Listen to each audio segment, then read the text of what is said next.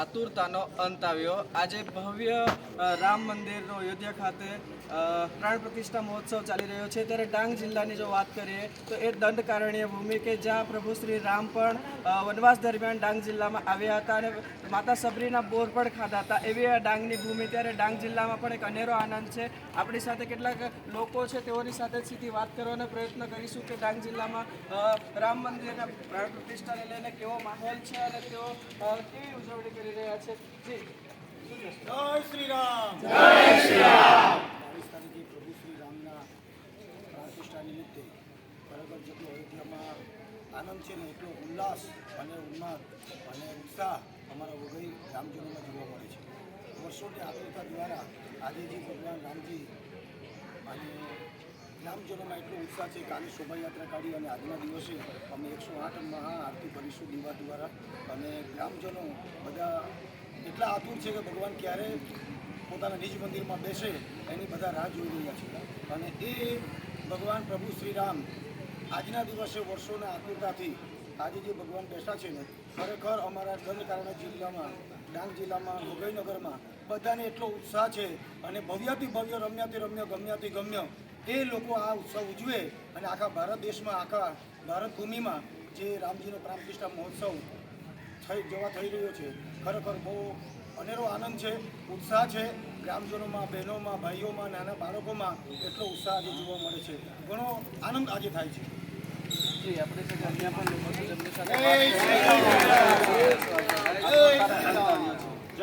શ્રી રામ, જય શ્રી રામ। આજના દિવસે, આજના શુભ મંગલ દિવસે આજે જ્યારે પ્રભુ 500-550 વર્ષના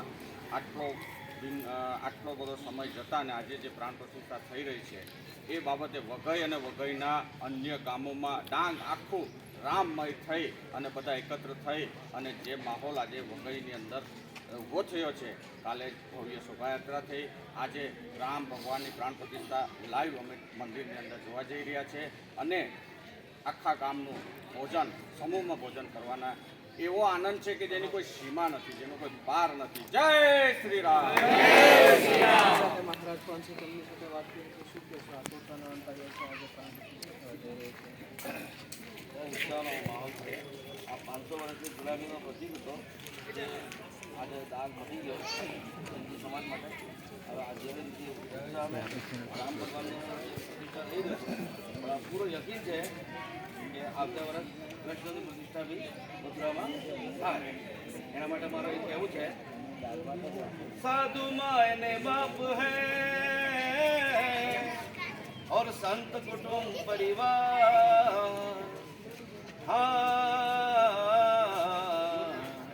गुरु मिलावे राम से तो मिल जाए कृष्ण मुरार।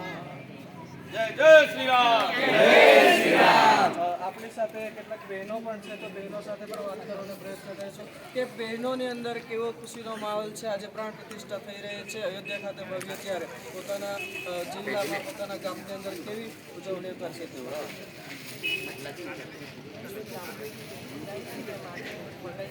વઘઈના ગામજનો તથા ભાઈઓ ગામે ઘણો ઉત્સાહ જોવા મળે છે અને આજે પ્રાણ પ્રતિષ્ઠાની અમે લાઈવ જોઈશું અને જે ઉત્સાહ જોવા મળી રહ્યો છે બહેનોમાં